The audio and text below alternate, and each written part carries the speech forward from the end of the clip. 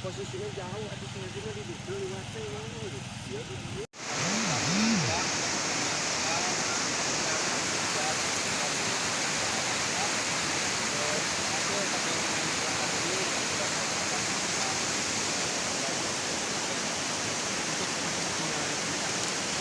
Yang pertama adalah cuaca yang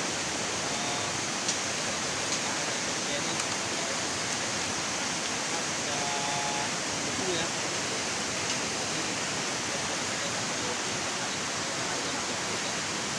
Untuk fokus pencarian sendiri baik untuk fokus pencarian fokuskan di mata wartawan, kemudian istirahat sungai.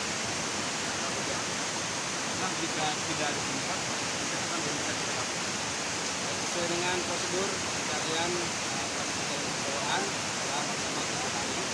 Namun kemudian jika ada korban sejauh ini standar itu ada atau apa? Sampai dengan sejauh ini tanda-tanda ditemukannya korban masih belum.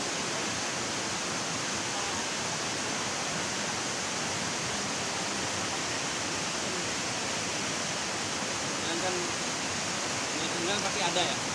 Cuma kalau dari akhir itu sudah dicari, kemudian elektriknya juga.